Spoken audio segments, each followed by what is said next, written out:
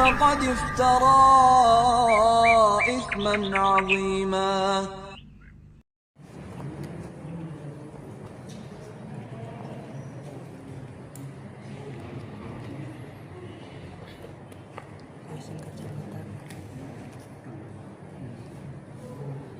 Bismillahirrahmanirrahim.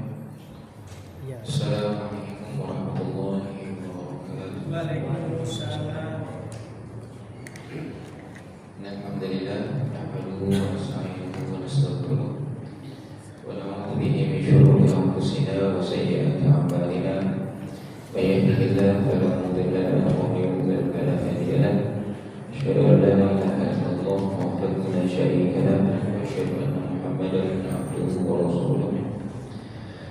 Allahumma shalli wa sallim wa barik wa an'im ala abdika wa rasulika nabiyyina Muhammadin wa ala alihi wa sahbihi ajma'in. Amma ba'd.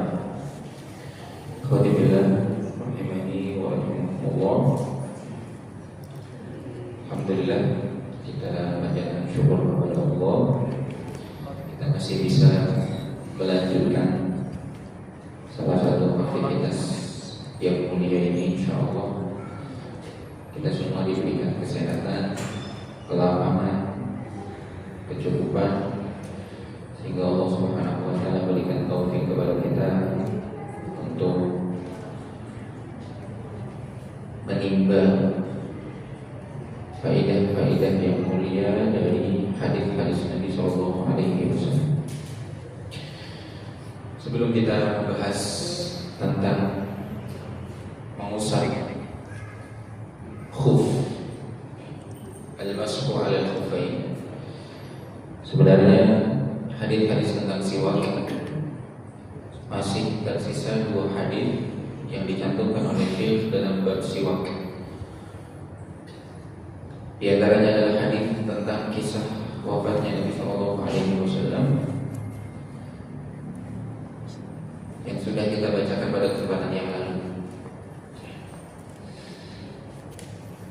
Tak lupa kita berdoa kepada Allah Subhanahu wa taala agar Allah berikan kita ilmu yang bermanfaat, dan Allah berikan ilmu yang bermanfaat ini buah amal yang saleh. Jika kita luruskan niat kita maksimalkan kehadiran kita di tempat ini biar kita mendapatkan ilmu yang bermanfaat. Hadis yang ke-19, Aisyah radhiyallahu anha qalat, Aisyah bercerita, dakhala Abdurrahman bin Abi Bakr as-Siddiq radhiyallahu anhuma 'ala an-nabi sallallahu alaihi wasallam wa ana musnidatuhu ila sadri. Suatu ketika Abdurrahman bin Abi Bakar, putranya Abu Bakar, masuk ke rumah Nabi sallallahu alaihi wasallam, masuk ke rumahku, rumah Aisyah. Wa ana musnidatuhu ila sadri. Aku sedang menyandarkan Nabi ke dadaku. Memang Nabi di hari itu begitu lemah, ya, begitu payah karena sakit yang menimpa beliau sudah beberapa hari, sampai beliau pun tidak mampu untuk menghadiri sholat berjamaah. Beliau meminta Abu Bakar Siddiq radhiyallahu ta'ala anhu menggantikan beliau sebagai imam. Di hari-hari itu Aisyah radhiyallahu ta'ala anha, istri yang beruntung, karena Nabi meminta izin kepada istri-istri yang lainnya untuk menggunakan sisa-sisa harinya tinggal di rumah Aisyah. Kita tahu bahwasanya Nabi punya berapa istri? 10, ya. Ada yang mengatakan 9, yang satunya adalah budak. Namun yang masyhur disebutkan 10-10-nya adalah istri Nabi sallallahu alaihi wasallam, sebagaimana yang kami ketahui. Dan secara adil Nabi kirim jatah tinggalnya beliau kepada istri-istri beliau, meskipun istri-istri beliau mayoritas adalah wanita-wanita tua, janda-janda tua, ya, yang perawan atau yang muda. Ya, kita ketahui adalah Aisyah radhiyallahu ta'ala. Nabi sallallahu alaihi wasallam hadir semasa ini beliau. Ketika di akhir hayat beliau minta izin kepada istri-istrinya, saya ingin tinggal di rumah Aisyah. Semua istrinya mengizinkan.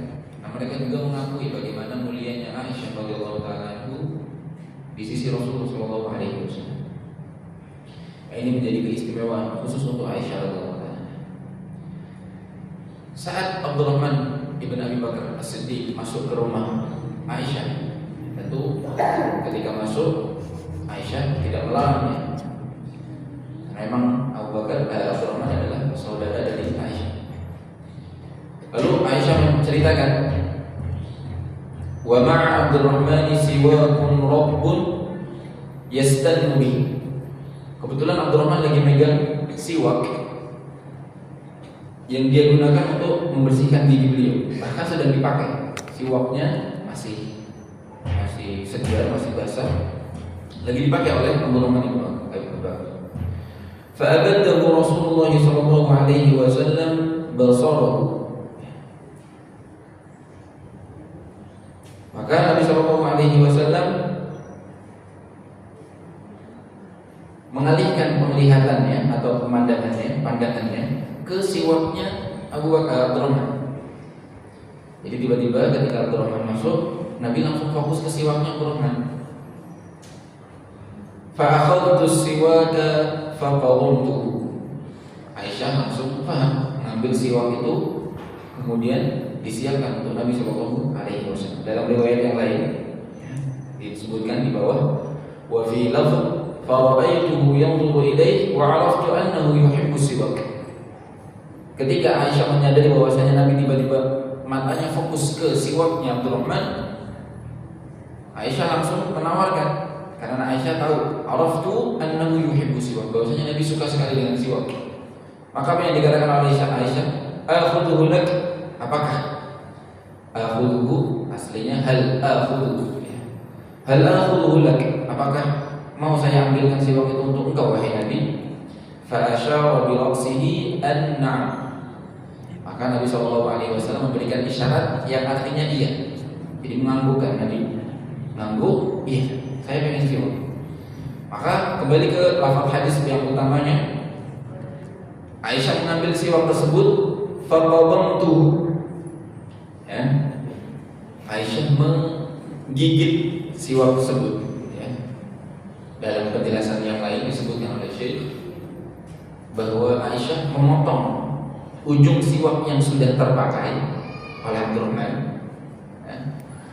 Kemudian Aisyah membuat bulu baru dari ujung yang baru, ya, ujung yang lama yang sudah dipakai oleh Abdurrahman dipotong, kemudian Aisyah menyiapkan ujung yang baru itu, dikikis, kemudian fatayyadtuhu, kemudian saya lunakkan, kata Aisyah, dilunakkan, dipersiapkan untuk Nabi sallallahu alaihi wasallam. Tsumma dafa'tuhu ila Nabi sallallahu alaihi wasallam fastanna bihi. Lalu aku berikan kepada Nabi, Nabi langsung memakainya untuk bersiwak. Fama ra'aitu Rasulullah sallallahu alaihi wasallam astanna istinanan ahsana minhu. Saya tidak pernah melihat Nabi bersiwak lebih bagus daripada siwaknya beliau di hari itu. Di antara kesempatan Aisyah melihat Nabi bersiwak ketika mau sholat, mau berwudu, seperti yang kita sebutkan pada kesempatan yang lalu, yang paling bagus adalah siwaknya Nabi di akhir hayat beliau ini, sebelum beliau mengembuskan nafas terakhir beliau. Fama 'ada an faragha Rasulullah, tidak lama kemudian Nabi selesai dari bersiwaknya, sudah bersih, rafa'a yadahu au isbi'ahu, Nabi mengangkat telunjuk beliau ke langit, ya, mengisyaratkan kepada ke atas langit, mengangkat tangan beliau, tsumma qala fir rafiqil a'la, kemudian Nabi mengatakan, aku ingin berada di tempat yang namanya rafiq al-a'la. Rafiq artinya teman, al-a'la yang paling tinggi. Maksudnya adalah ingin menjadi pendamping Allah yang paling tinggi, atau yang kita sebutkan ingin bergabung bersama derajat orang-orang yang paling tinggi. Ya. Allah Subhanahu wa taala berfirman, "Wa may yuti'ir rasul, wa may yuti'illaha wa rasulahu fa ulaika ma'al ladzina an'ama Allahu minan nabiyyin was-siddiqin wasyuhada'i was-shalihin wa hasuna ulaika rafiqa." Empat golongan ini, ya, an'amallahu alaihim minan nabiyyin, para nabi, wasyuhada, para syahid, wassalihin, orang-orang saleh, wasiddiqin, wassalihin, siddiq, para siddiq, di antaranya Abu Bakar yang dijuluki as-siddiq. Kemudian as-salihin, orang-orang saleh ini dijuluki hasuna ulaika rafiqa. Mereka berkedudukan rafiq yang hasan, yang bagus, yang tinggi. Itu maknanya. Dan kenapa Nabi SAW mengucapkan hal ini? Karena kita sebutkan pada kesempatan lalu, setiap Nabi ketika mau meninggal ditawarkan oleh malaikat Jibril, ditawarkan oleh Allah Subhanahu Wa Taala, mau hidup terus, mau dunia atau mau akhirat. Kalau memilih dunia maksudnya mau jadi raja, panjang umur, kemudian berlimpah hartanya, atau lebih memilih akhirat, tempat yang mulia di sisi Allah Subhanahu Wa Taala. Dan Nabi SAW menjawab dengan mengatakan terrofiq. Nabi lebih memilih akhirat. Salatan, 3 kali Nabi mengatakan thumma qada, kemudian wafat. Kemudian beliau wafat. Wa kanat taqul, Aisyah seringkali mengulang-ulang membangga-banggakan kejadian ini. Apa yang diucapkan oleh Aisyah? Mata baina haqinati wa zaqinati. Nabi itu meninggal di antara dadaku dan juga dagu. Nabi SAW meninggal ketika kepalanya berada di dada. Baina haqinati wa zaqinati. Akhir hayat Nabi SAW berada di pelukannya Aisyah. Ini yang dibanggakan Aisyah. Seringkali Aisyah juga mengatakan, ketika Nabi wafat, air liurku bercampur dengan air liur Nabi SAW. Dibanggakan oleh Aisyah. Ketika Aisyah melembutkan siwak dengan gigi beliau sehingga air liurnya menempel di siwak tersebut, kemudian digunakan oleh Nabi SAW, kemudian bercampurlah air liur Aisyah dengan air liur Nabi SAW. Kita sebutkan beberapa faedah yang benar-benar detail sekali disebutkan oleh Syekh Abdullah bin Abdurrahman Al-Bassam.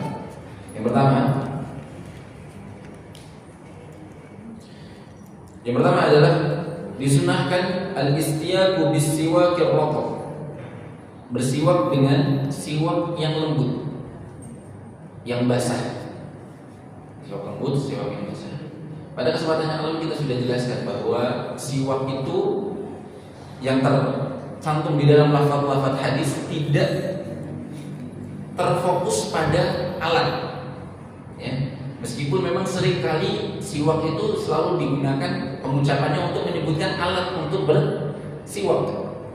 Namun lafaz-lafaz yang ada di dalam hadis-hadis tercantum di dalam lafaz siwak itu tidak terfokus dengan alat, kata para ulama, melainkan terfokus pada aktivitas bersiwaknya,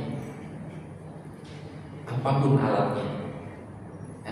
Siwak asal katanya dari ista kaya staku atau sa kaya suku. Banyak sekali penjelasannya oleh para ulama yang artinya siwak itu aktivitas menggosok gigi, membersihkan gigi. Artinya walaupun memang di zaman Nabi SAW menggunakan ud al-arak, kayu khusus dari pohon arak, namun tidak menutup kemungkinan bahwa pemakaian alat-alat yang lain pun tetap dianggap sunnah.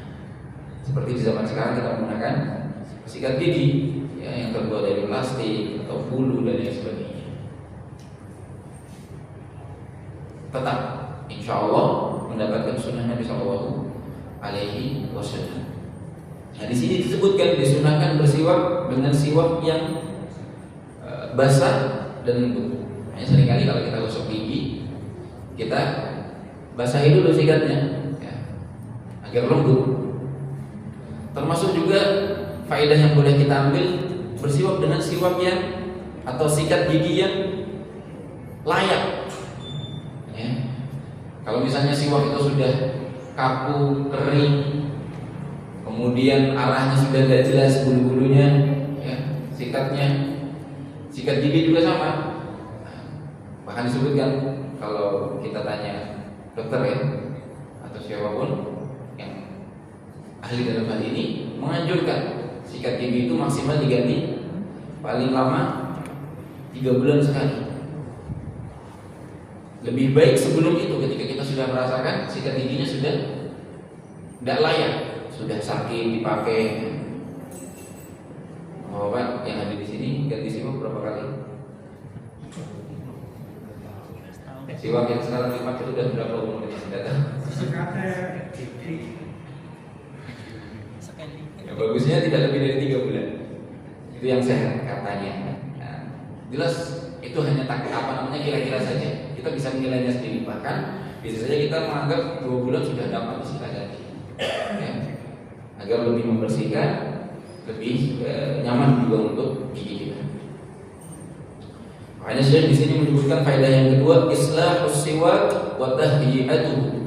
Di antara faedah yang diambil dari hadis ini yang kedua adalah memperbaiki siwak dan menyiapkannya, seperti yang dilakukan oleh Aisyah radhiyallahu taala.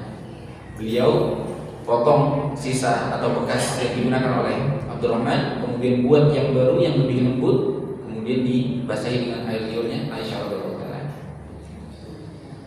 Kalau kita bisa basahi dengan air keran, ya. Tidak perlu kita minta istri kita untuk membasahinya. Tapi kalau ada yang enggak jijik nggak apa-apa.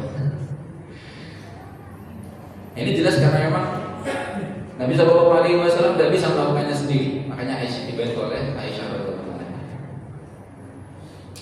Yang ketiga, al-istiwak bisiwakil ghair ba'da tathhirihi wa tanzifihi. Bolehnya kita menggunakan sikat atau siwak orang lain, tapi dengan catatan ba'da tathhirihi wa tanzifihi, setelah disiapkan, dibersihkan. Ini bukan haram kalau misalnya kita memakai siwak bekas orang lain, tapi kita bersihkan dulu. Kita potong bekasnya, kemudian kita buat bulu yang baru dari siwak tersebut. Kalau misalnya kita terpaksa harus memakai sikat gigi orang, ya kita bersihkan, kita cuci dulu baru. Dan itu yang sering kita lakukan insyaallah di rumah. Biasanya suami istri, kadang-kadang adik kakak, siwaknya satu buat semuanya. Jelas ini bukan sesuatu yang dianjurkan ya. Tapi kalau misalnya terpaksa maka boleh-boleh saja, tapi tetap dengan dibersihkan dulu sebelum kita pakai. Ya. Tapi kalau misalnya kita bisa memakai siwaknya sendiri-sendiri, jelas lebih bagus, lebih sehat, lebih aman dari pencemaran atau penyebaran virus, penularan penyakit dan lain sebagainya. Yang keempat, al-'amalu bima yufhamu min al-isyarat wa dalalah. Bolehnya kita menggunakan isyarat sebagai patokan. Aisyah radhiyallahu taala anha tidak mendengar ucapannya Nabi, tapi cukup mencukupkan diri dengan isyaratnya Nabi. Nabi hanya mengangguk. Kemudian Aisyah memahami bahwasanya na'am, yaitu artinya iya. Aisyah radhiyallahu taala anha memberikan siwak itu kepada Rasulullah SAW. Sehingga boleh kita katakan bahwasanya isyarat bisa mewakili ucapan. Isyarat bisa mewakili ucapan. Terutama orang yang bisu misalnya, tidak bisa berbicara atau tuna wicara. Bagaimana kalau jual beli? Ini isyarat. Bagaimana kalau dengan akad nikah? Isyarat. Atau bisa juga dengan tulisan. Tulisan juga bisa mewakili ucapan. Kemudian yang terakhir, kata Syekh Ar-Rafiqul A'la, maknanya adalah humul musyar ilaihim fi suratin nisa. Ini adalah yang disebutkan di dalam surat An-Nisa yang tadi kita baca. Alladzina an'ama Allahu 'alaihim, orang-orang yang Allah berikan karunia kepada mereka, minan nabiyyin, dari para nabi, wasiddiqin, para siddiq, wasyuhada, para syuhada, wassalihin, para orang-orang saleh. Wa hasuna ulaika rafiqa. Ini masya Allah, Bapak Ibu sekalian. Nabi SAW ketika mau wafat, yang beliau ingat, apa yang beliau inginkan itu siwak. Fokusnya Nabi SAW ingin mempraktekkan sunnah ini dan mengajarkan sunnah ini kepada orang yang hadir di hadapan beliau. Kita tidak hadir ketika Nabi SAW wafat. Kita bukan hidup di zaman beliau. Meskipun kita sahabat hidup di zaman beliau pun kita tidak bisa seenaknya masuk ke rumahnya Aisyah. Yang bisa masuk adalah keturunan saudaranya Aisyah radhiyallahu taala. Nah, Nabi SAW tunjukkan hal yang utama di saat detik-detik beliau mau wafat. Kemudian faedahnya Aisyah memahami hadis ini, kemudian Aisyah salurkan kepada kita, sebarkan kepada kita bahwa siwak salah satu hal yang paling diinginkan oleh Nabi SAW meskipun beliau mau wafat. Bukan orang mau wafat pengen makan enak ya, atau minta suatu tempat pengen dikabulkan permintaannya yang berat-berat yang belum pernah didapatkan, bukan. Tapi Nabi meminta siwak hal yang sepele sekali. Ini menunjukkan siwak itu zahirnya sepele, namun di mata Nabi SAW salah satu yang paling dicintai oleh beliau. Nah, kita diusahakan suka bersiwak, ya, atau suka bersikat gigi, menyikat gigi di pagi hari ketika bangun tidur, ketika mau berwudu, atau mau sholat, ketika mau datang ke pengajian, mau berangkat sekolah, berangkat kuliah, berangkat kerja. Termasuk yang dicontoh oleh Nabi ketika Nabi mau masuk rumah ketemu sama istrinya. Kalau siwak enak ya, praktis, gampang dibawanya. Maka kalau sikat gigi mau masuk rumah jarang orang keluar bawa sikat gigi. Ya, kemudian mau masuk rumah sikat gigi dulu. Kalau bisa berarti sikat giginya taruh di luar rumah, di depan pintu. Kalau punya siwak praktis ya, kayu tetap bisa. Kadang-kadang ada wadahnya khusus agar tidak terkontaminasi kotoran. Nabi SAW juga sempat ketika beliau mau wafat mengulang-ulang nasihat beliau. Di antara nasihat beliau yang beliau ulang sebelum beliau wafat, selalu mengulang-ulang mengatakan as-salat, as-salat, wa ma malakat aymanukum. As-salat, as-salat. Maksudnya jagalah salat, jagalah salat. Dan juga perhatikan sikap kalian ma malakat aymanukum terhadap budak-budak kalian. Kalau zaman sekarang tidak ada budak, karyawan atau pembantu, orang-orang yang di bawah wilayahnya kita atau di bawah kekuasaannya kita, yang bekerja untuk kita. Kita selalu memperhatikan sikap kita, jangan berbuat zalim, jangan mengurang-urangi haknya mereka, menyakiti hati mereka. Ini diantara nasihat yang disampaikan oleh Nabi SAW sebelum beliau meninggal. Hadis yang ke-20, an Abi Musa al-Asy'ari radhiyallahu anhu qala ataitu an-nabiy sallallahu alaihi wasallam wa huwa yastaku bi siwakin rabbih. Ini dari sahabat Abu Musa al-Asy'ari radhiyallahu taala anhu, beliau menceritakan, aku pernah berjumpa dengan Nabi, mengunjungi Nabi, wa huwa yastak, dan beliau sedang bersiwak, sedang gosok gigi dengan siwak rabbin, yang basah, yang lunak.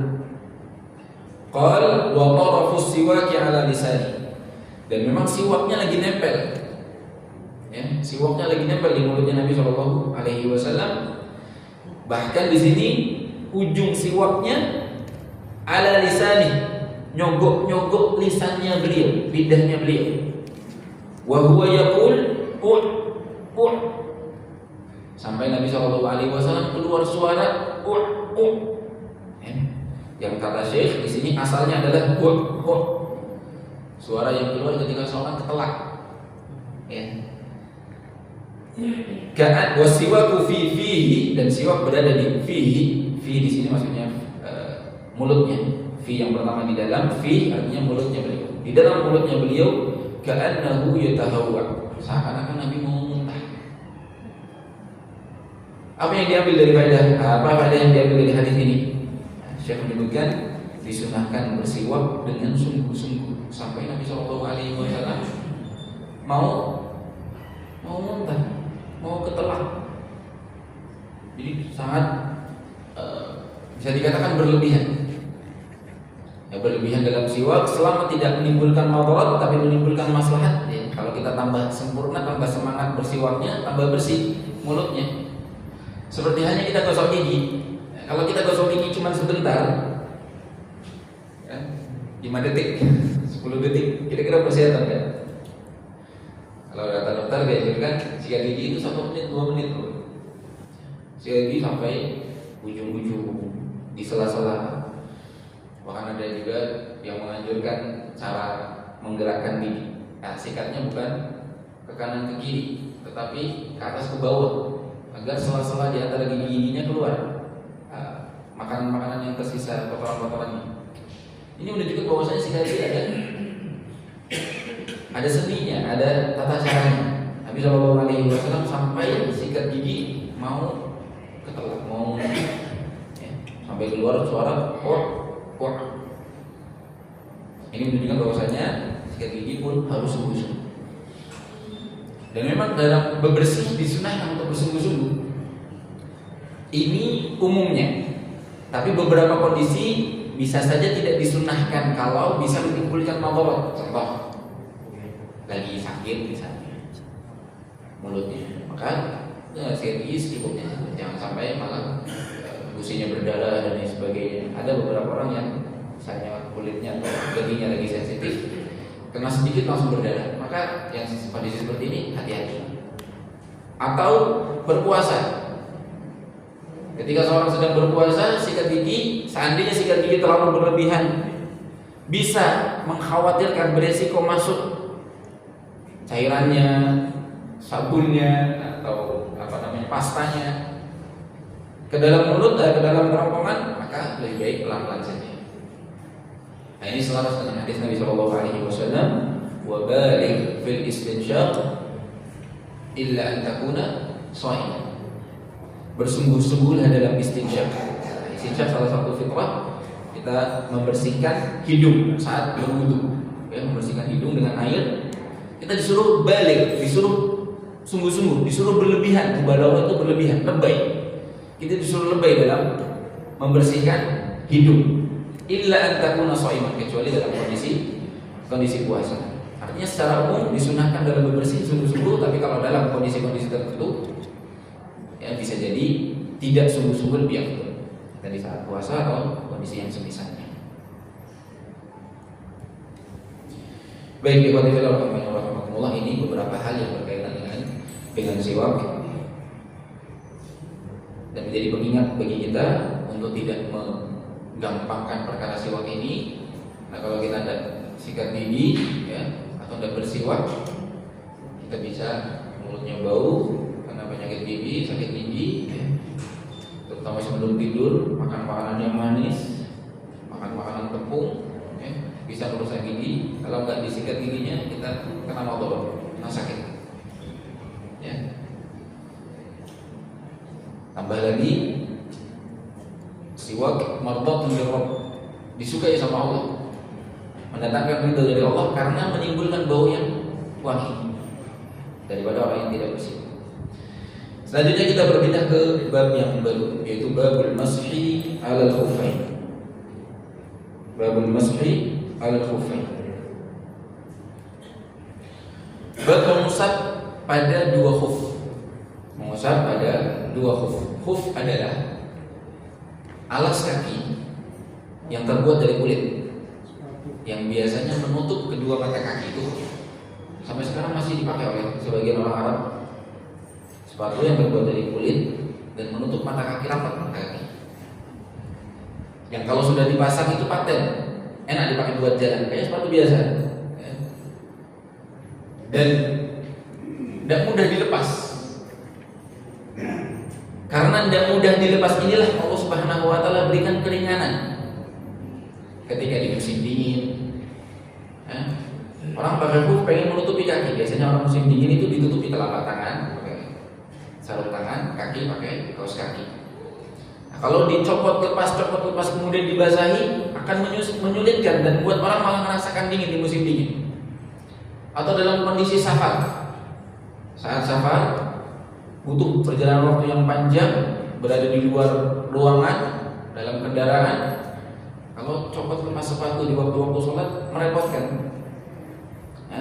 Maka di sini datanglah turunlah rukhsah keringanan dari Allah Subhanahu wa taala. Kata Syekh, hadzal bab yuzkaru fihi syai'un min adillati masyru'iyyati al-mashi 'ala al-khuffain. Di bab ini akan disebutkan beberapa dalil tentang disyariatkannya mengusap khuf. Li'anna al-masha 'alaihima badalu ghaslihima. Mengusap keduanya pengganti, mewakili membasuh kaki.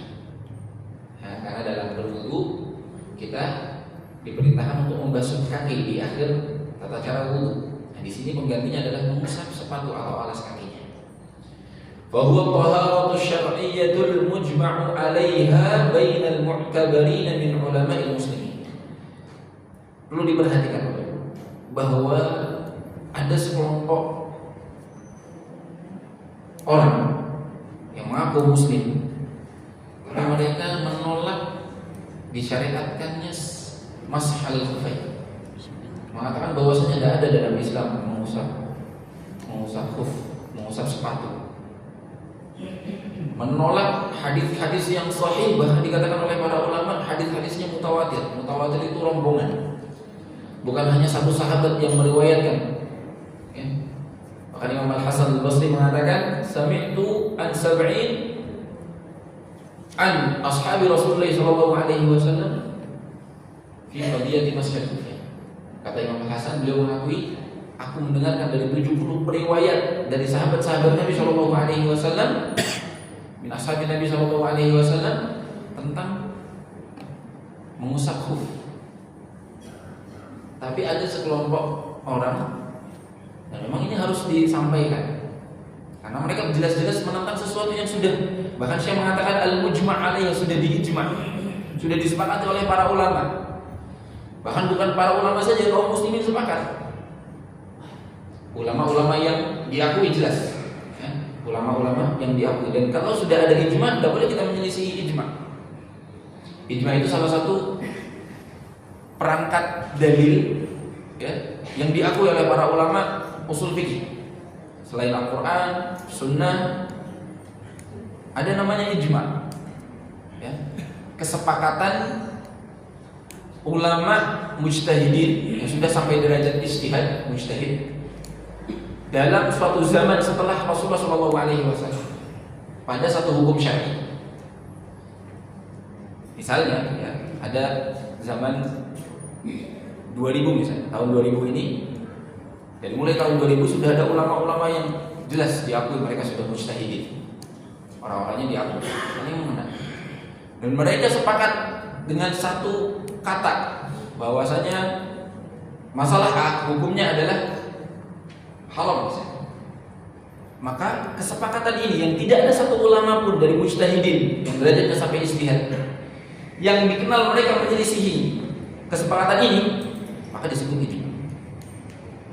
Dan kalau sudah ijma', sudah boleh kita jadikan pegangan. Para ulama sudah sepakat hukumnya haram, insya Allah tidak mungkin meleset, karena mereka sudah sepakat. Dalam hadis yang memang diperselisihkan oleh para ulama tentang kesahihannya, dikatakan dhaif, namun maknanya benar. Nabi mengatakan tajtami'u ummati 'ala dhalalah, dan mungkin umatku itu bersekongkol, bersepakat, bersatu dalam kesesatan. Artinya kalau satu umat Islam ini sepakat dalam satu hukum, mengatakan semuanya insya Allah benar, meskipun tidak ada dalilnya, atau ada dalil-dalil tapi tidak secara langsung, kemudian mereka menyimpulkan hukumnya A, insya Allah tidak salah. Ya, ketika seluruh ulamanya bersepakat. Nah, kata beliau, disyariatkannya, sunnahnya atau dibolehkannya mengusap sepatu itu sudah ijma', sudah disepakati oleh para ulama. Namun ternyata ada sekelompok orang yang tidak diakui, tiba-tiba menolak. Para sahabat sudah sepakat di zaman sahabat, zaman Al-Hasan Al-Basri, zaman tabi'in, sepakat bahwasanya disyariatkan yang mengusap sepatu boleh menggantikan membasuh kaki. Kemudian ulama-ulama 4 mazhab pun mengatakan demikian.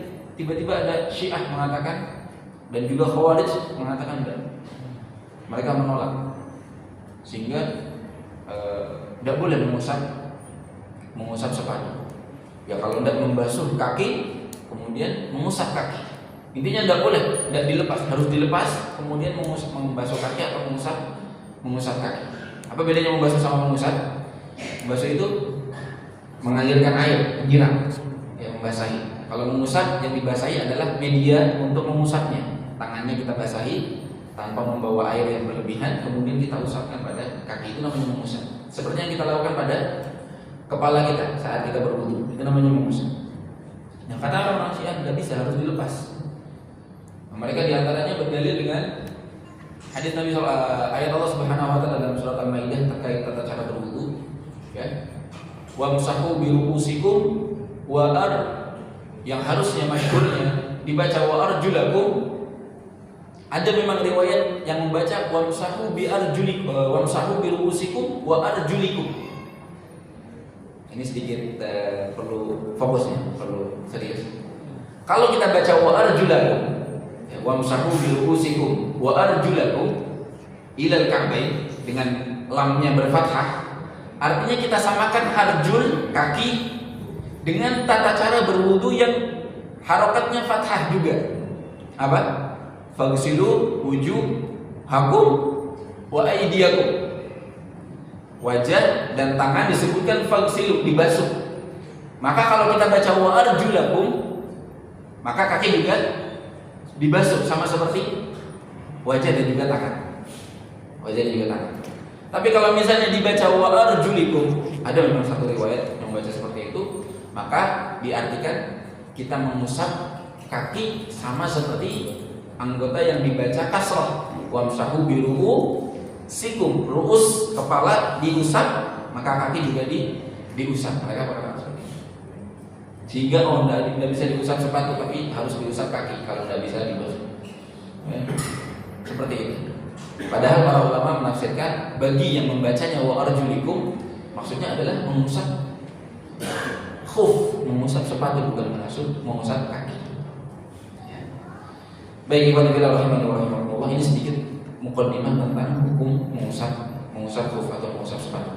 Kita bacakan hadisnya, kemudian kita jelaskan beberapa poin penting berkaitan tentang mengusap sepatu. Ani Mughirah bin Syu'bah radhiyallahu anhu qala, dari Mughirah bin Syu'bah, beliau berkata, kuntu ma'an Nabi sallallahu alaihi wasallam fi safari. Aku pernah bersama Nabi dalam salah satu safar beliau, dan safar beliau kebanyakan adalah perang. Ya, safarnya beliau jarang keluar untuk berdagang. Setelah beliau menjadi Nabi, kalau keluar kota ya perang. Ya, bahkan disebutkan dalam beberapa riwayat perangnya adalah perang Tabuk. Kemudian waktunya adalah sholat fajar. Nabi SAW mau berwudu pada waktu itu. Fa'ahwaitu li'anza'a khuffai. Aku mencoba mengulurkan tanganku untuk melepas dua khufnya Nabi SAW, dua sepatu kulitnya Nabi SAW. Faqal, apa kata Nabi? Da'huma, biarkan, jangan dilepas. Ini Mughirah bin Syu'bah mau berkhidmat, membantu Nabi SAW, membantu melepaskan sepatu beliau. Kata Nabi, da'huma, biarkan. Fa inni adkhaltuhuma tahiratain. Karena aku sudah memakaikannya, memasukkan keduanya, kedua kaki dimasukkan ke dalam sepatu itu, tahiratain, dalam kondisi suci. Nah, ini nanti bisa diambil dari hadis ini bahwa kalau pengen memakai atau menggunakan rukhsah keringanan ini, ya, di antara syaratnya adalah sebelum memakai sepatu kakinya sudah diwudu secara normal. Kita sudah berwudu, sudah dalam kondisi suci dengan wudu normal, yaitu membasuh kaki seperti biasa. Dalam kondisi suci seperti itu, barulah kita pakai khuf, sepatu kulit kita, ya. Kemudian saat kita batal mau berwudu lagi, tidak perlu melepas, karena sebelumnya sudah dipakaikan dalam kondisi suci. Famasaha alaihi, lalu Nabi SAW mengusap bagian atas dari khuf tersebut. Bagian atas dari khuf tersebut. Baik. Di antara faedah yang diambil dari hadis ini, yang pertama, jelas disyariatkannya khuf, masyru'iyatul mashi 'ala al-khuffaini inda wudu. Memang disyariatkan membasuh atau mengusap khuf saat berwudu. Pengganti membasuh kaki ketika kita berwudu. Artinya kaki tidak perlu lagi kita basuh, tidak perlu kita copot sepatunya, tapi kita cukup mengusap sepatunya. Wal mashu yakunu marratan wahidatan bil yad, dan mengusap itu cukup satu kali. Kalau membasuh Ya, disunahkan 3 kali, tapi mengusap cukup 1 kali saja, sebagaimana yang dilakukan ketika kita mengusap kepala saat berwudu. Mengusap cukup 1 kali saja, tidak perlu mengusap sampai 3 kali. Meskipun boleh saja, tapi 1 kali sudah cukup, sudah sempurna. Karena yang mengusap tujuannya adalah cukup menyentuhkan air pada anggota tersebut, tidak sampai membasahi. Tapi kalau membasuh seperti wajah, tangan, memang tujuannya untuk membasahi seluruh areanya. Maka kadang perlu sampai 2 kali sampai 3 kali agar kita yakin sudah terkena air semua area yang wajib dibasuh. Tapi kalau mengusap, memang cukup mengusap saja, maka 1 kali saja. Wa yakunu ala a'la al-khuf. Yang diusap itu di atas bagian khufnya. Duna asfalihi kama jaa fil athar. Tanpa mengusap bagian bawahnya. Tanpa mengusap bagian bawahnya. Ini salah satu faedah juga yang Masya Allah, yang menunjukkan bahwasannya terbukti bahwasannya agama itu tidak berlandaskan akal. Agama itu berlandaskan apa? Dalil. Bukan berarti dalil akan selalu bertentangan dengan akal, tidak. Insya Allah seluruh dalil syariat Islam bagus untuk manusia. Tapi kalau dipandang manusia kok tidak sesuai akal, jangan kita katakan bahwasanya agama ini yang nyeleneh, tidak. Tetapi akal kita mungkin yang tidak sampai. Akal manusia penuh dengan kekurangan. Meskipun cerdas bagaimanapun pula, tidak akan bisa memahami semua ilmu Allah Subhanahu wa taala yang begitu luas. Maka yang kita jadikan patokan itu dalil, bukan akal. Di antaranya adalah yang disebutkan oleh Ali bin Abi Thalib radhiyallahu taala anhu, "Law kana ad-dinu bir-ra'yi, la kana asfalul khuffi aula bil mashi min a'la." Kalau seandainya agama itu patokannya dengan akal, pastilah kita akan berpikir dan pastilah syariat akan memerintahkan untuk mengusap bagian bawah khuf daripada bagian atasnya. Faktanya Nabi SAW hanya mengusap bagian atasnya. Mungkin yang bisa kita pahami bahwa memang pada dasarnya mengusap khuf itu adalah rukhsah, keringanan. Untuk bisa boleh dibilang formalitas saja, maka cukup mengusap bagian atasnya saja. Tapi kalau misalnya orang memikirkannya dengan akal nih, harusnya pakai akal nih, bawahnya juga diusap, karena kan bawahnya yang kotor, yang dipakai, yang kena debu, yang kena tanah, kena lantai dan lain sebagainya. Tapi sekali lagi, agama tidak berpatokan dengan akal. Agama sudah ada tuntunannya, Nabi sudah mencontohkan, ya sudah kita amalkan seadanya. Kita gunakan akal ini untuk membantu kita mengimani dan memahami syariat ini, bukan kita gunakan akal ini untuk malah meragukan atau menentang agama ini. Nauzubillahi min dzalik. Allah Subhanahu wa taala berikan akal ini salah satu karunia bagi kita yang membedakan kita dengan makhluk yang lain. Maka kita gunakan akal ini sebaik mungkin untuk mendukung diri kita agar selalu patuh dengan syariat Allah Subhanahu wa taala. Karena itu pemberian Allah Subhanahu wa taala. Jangan malah sebaliknya, kita gunakan akal pemberian Allah ini malah untuk meragukan syariatnya Allah. Nah, ini salah satu yang keliru. Alhamdulillah, di antara faedah tentang masalah al-khufain ini adalah kita selalu berpegang dengan dalil. Yang kedua yang disebutkan oleh Syekh, ishtiratul taharati lil mashi 'ala al-khuffain. Disyaratkan bersuci sebelum memakai khuf agar kita bisa mengusap khuf tadi. Wa dzalika bi an takuna ar-rijlani 'ala taharatin qabla dukhulihima fil khuf. Ya, dengan cara kita pakaikan sepatu itu setelah kita berwudu secara sempurna, kakinya sudah berwudu secara sempurna dengan dibasuh secara normal. Yang ketiga, istihbab khidmatil ulama wal fudhala. Disunahkan membantu dan berkhidmah kepada ulama dan fudhala, orang-orang yang istimewa, orang-orang yang utama, orang-orang soleh. Yang keempat, jaa fi ba'd riwayat hadzal hadits anna dzalika fi ghazwati Tabuk li salati al-fajr. Beberapa riwayat menyebutkan ini kejadiannya terjadi dalam perang Tabuk ketika Nabi safar saat mau sholat subuh.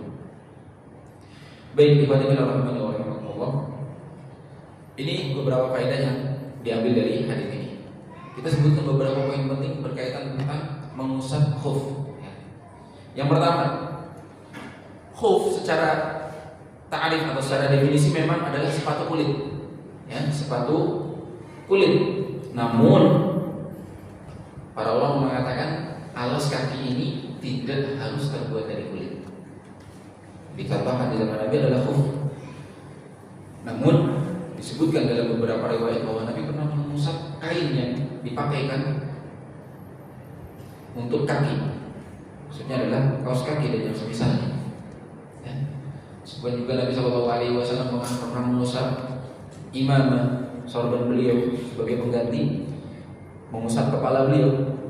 Kita pernah sebutkan di antara hadis-hadis tata cara berwudu, Nabi pernah mengusap kepala, kemudian sisanya diusapkan ke sorban beliau. Artinya memang bukan harus kulit untuk yang menutupi tempat anggota wudu ini. Itu yang pertama. Kalau kita pahami bahwasanya tidak harus kulit, maka boleh kita mengusap kaos kaki, boleh kita mengusap sepatu yang memang menutupi mata kaki. Karena di antara syarat untuk mengusap sepatu kulit atau alas kaki yang menutupi mata kaki, di antaranya adalah alas tersebut lengkap anggota wudu yang wajib dibasuh tertutupi. Kalau kaki kan anggotanya wamsahu bi ru'usikum wa arjulakum ilal ka'bain. Kita disuruh membasuh kaki itu dari ujung kaki sampai ka'bain, sampai kedua mata kaki. Sehingga kalau kita mau mengusap khuf atau alas kaki, maka syaratnya di antaranya harus menutupi mata kaki, baik kaos kaki maupun sepatu tadi, sepatu kulit tadi.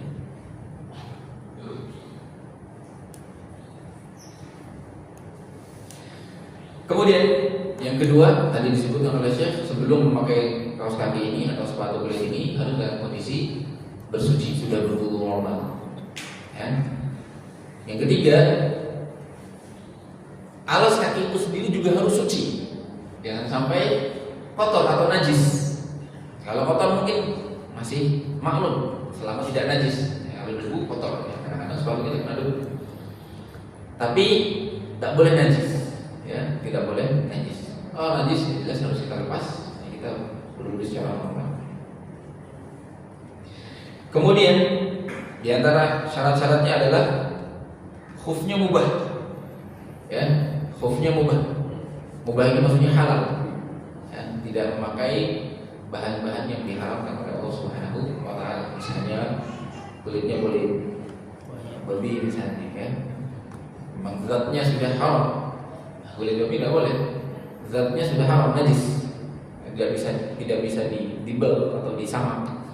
Beda dengan kulit binatang lain, binatang ternak yang Allah halalkan, atau binatang-binatang yang lain yang tidak najis. Ya. Kalau binatang itu disembelih secara halal, boleh langsung dipakai kulitnya, karena kulitnya juga halal. Tapi kalau binatang tersebut matinya sendiri jadi bangkai, tidak disembelih secara syar'i, kita masih bisa memakai kulitnya. Dagingnya sudah tidak bisa, lemaknya sudah tidak bisa, tapi kulitnya masih bisa dipakai. Kulit bangkai, bangkai dari hewan yang aslinya halal, tapi dia matinya menjadi bangkai, tidak disembelih. Nah, dagingnya tidak boleh kita makan karena itu bangkai, tapi kulitnya masih boleh dipakai dengan cara disamak, ya. Disamak, diproses, ya, sebagaimana yang diketahui oleh ahlinya. Baik, ikhwati fillah rahimani wa rahimakumullah. Kemudian berapa lama seseorang bisa memakai atau bisa mengusap khuf ini? Seorang mungkin diberikan kesempatan mengusap khuf ini atau yang semisalnya seperti kaos kaki atau yang semisalnya yang memang susah untuk dilepas, merepotkan kalau dilepas dan menyusahkan, mungkin diberi waktu 24 jam, 1 hari 1 malam. 1 hari 1 malam. Mungkin itu lawan katanya musafir. Ketika kita berada di Brebes misalnya, tidak kemana-mana, ya, pergi pun tidak keluar kota, tidak sampai jarak safar. Tapi musim dingin misalnya, hujan terus setiap saat, dingin, ketika kita kedinginan, kita pengen pakai kaos kaki terus, tidak pengen dilepas, maka nggak apa-apa. Dalam saat-saat dingin tadi, kalau memang ada masyaqqah, dan memang ini keringanan dari Allah Subhanahu Wa Taala, maka boleh, meskipun kita tidak safar, tidak sakit, cuma hanya kedinginan dan kerepotan. Kalau dilepas akan merepotkan, dilepas copot. Bahkan kalau basah bisa, kalau dipakai lagi dulu dan sebagainya. Maka tidak perlu dicopot. Kita usap, dikasih kesempatan untuk memakai rukhsah atau keringanan kompensasi ini selama 24 jam, sehari semalam. Jadi kalau misalnya itu biasanya yang masyhur disebutkan oleh para ulama, dihitung dari pertama kali kita bersuci setelah memakai khuf. Dihitung dari pertama kali kita bersuci setelah memakai khuf, atau pertama kali kita berhadas. Misalnya kita pakai kaos kakinya jam 9 pagi misalnya. Jam 9 kita sudah berwudu normal, membasuh kaki, kemudian kita pakai kaos kaki. Datang waktu zuhur. Datang waktu zuhur. Kita sudah batal, sudah kentut, sudah buang angin misalnya, atau kencing. Yang secara umum para ulama mengatakan di antara hadat yang diperbolehkan adalah hadat kecil. Ya, kencing, kentut, buang air besar dan yang semisalnya. Tapi kalau misalnya hadat besar, para ulama mewajibkan dilepas karena harus mandi secara normal. Ya, harus dilepas. Tapi kalau hadat kecil boleh. Jam 11 kita misalnya buang angin, jam 12 azan zuhur. Kita mau berwudu, tidak usah dilepas. Tidak usah dilepas kaos kakinya, langsung berwudu biasa, cuci tangan, membasuh muka, membasuh tangan, mengusap kepala. Saat kaki cukup kita basahi tangan kita, telapak tangan kita. Kemudian kita usap bagian atas kaos kaki tadi atau yang semisalnya, sepatu kulit yang menutupi mata kaki yang suci tadi. Karena sebelumnya sudah kita pakaikan kakinya ke dalam sepatu dan kaos kaki tadi dalam kondisi suci. Maka kita usap 1 kali saja. Karena 1 kali itu 1 kali selesai. Tanpa harus membawa air yang banyak juga, karena hanya mengusap, cukup membasahi tangan saja. Nah, 24 jam bagi mukib itu dimulai dari jam 12 siang tadi sampai jam 12 siang besoknya. Sampai sholat zuhur besoknya. Jadi sholat zuhur besoknya dia sudah harus lepas wudu normal lagi. Kalau mau mulai lagi silahkan pakai lagi. Tapi dia harus lepas dulu, wudu normal lagi. Dimulai lagi hitungannya.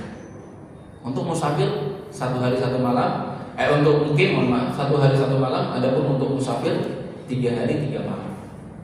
3 hari 3 malam. Ini salah satu keringanan yang begitu memudahkan sekali. Kalau safarnya jauh, safarnya ke luar negeri misalnya naik pesawat, repot dan seterusnya, kita perlu melepas sepatu selama kita pakaikan dalam kondisi suci, sudah berwudu dulu, alasnya juga suci. Kita usapkan dan itu keringanan dari Allah Subhanahu Wa Taala. Kita sebutkan beberapa poin yang lainnya yang berkaitan tentang masalah khuffain ini setelah dikumandangkan nanti. Baik, kita beberapa hal yang perlu kita tambahkan terkait mengusap khuf dan yang semisalnya. Dan kita tambahkan diantaranya adalah kaos kaki, ya. Selain harus bersuci normal terlebih dahulu dengan air, ya, berwudu secara normal, kemudian memakai khuf yang menutup area yang wajib dibasuh, tadi sampai mata kaki tertutup. Yang ketiga suci alasnya, kaos kakinya atau sepatunya. Yang keempat mengubah juga sesuatu yang halal, termasuk juga tidak memakai barang-barang yang diharamkan oleh Allah Subhanahu Wa Taala. Kemudian kita ketahui tentang muddah atau jangka waktu yang diperbolehkan bagi kita untuk mengusap kaos kaki atau sepatu atau alas kaki yang semisal yang memenuhi syarat. Dan jemaah sekalian dalam kata Allah Subhanahu Wa Taala, ini salah satu rukhsah. Rukhsah itu lawan katanya azimah. Kalau azimah itu tata cara yang dituntut dalam sebuah perintah pada asalnya. Tadi berwudu, perintah asalnya menggunakan, tuntutannya menggunakan air dalam membasuh kaki. Kemudian datang rukhsah yang menggantikan azimah ini. Rukhsah adalah keringanan yang Allah Subhanahu wa taala berikan dalam bentuk kasih sayang dan cintanya Allah kepada hambanya. Sama halnya seperti sholat, azimahnya, rukunnya adalah qiyam, sholat fardu harus berdiri. Itu tuntutan awalnya. Allah inginkan seseorang dalam kondisi normal berdiri, lalu datang rukhsah, keringanan ketika seseorang dalam kesulitan, sakit dan lain sebagainya, maka dia ambil keringanan itu. Sehingga kalau ditanya mana yang lebih afdal, mengusap khuf tanpa membasuh kaki atau melepaskan sepatu tadi, khuf tadi, kemudian kita basuh kaki secara normal, jawabannya yang paling afdal adalah mengusap khuf, bukan berwudu secara normal. Kenapa? Karena ini adalah rukhsah dan pemberian dari Allah Subhanahu wa taala. Nabi sallallahu alaihi wasallam pernah mengatakan, "Innallaha yuhibbu an tu'ta rukhsuhu kama yakrahu an tu'ta ma'siyatuhu." Allah itu suka ketika keringanannya diambil sebagaimana Allah tidak suka ketika maksiatnya diambil. Allah benci ketika maksiatnya diambil, dilakukan, didatangi.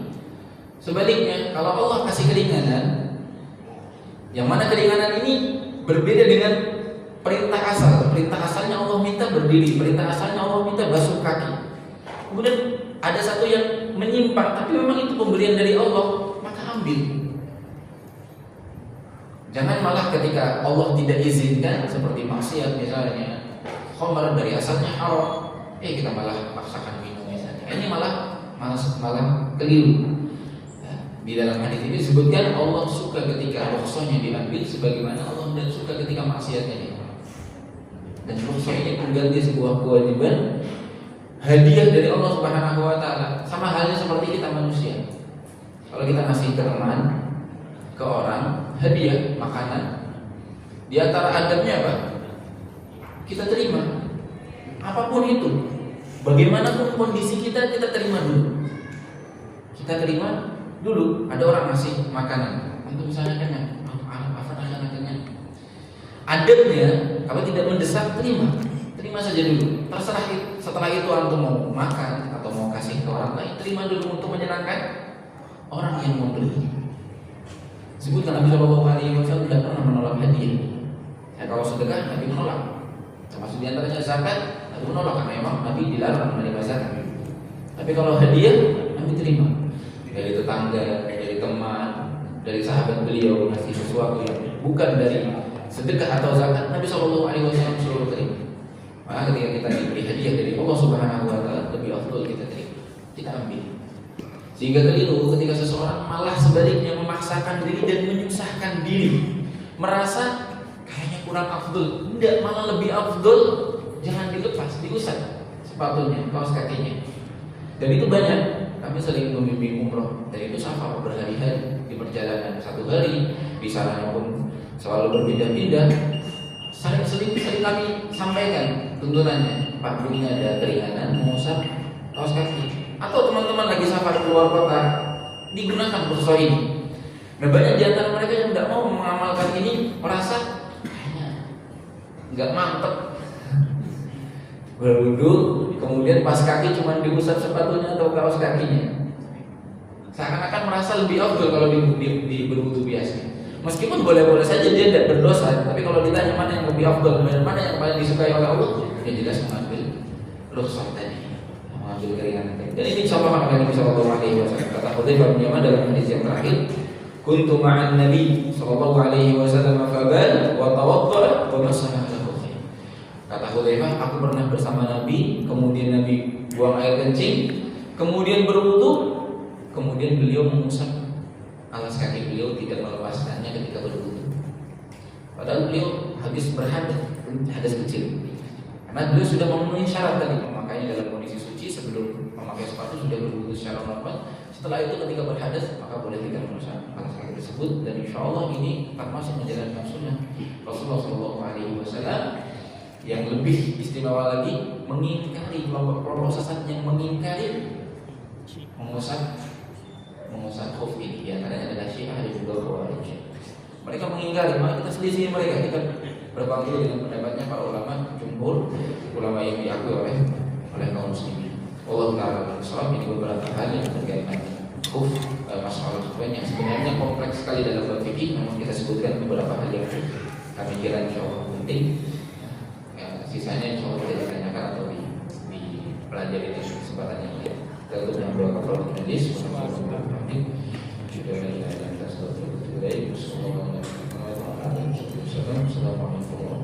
wabarakatuh. ومن يشرك بالله فقد افترى إثما عظيما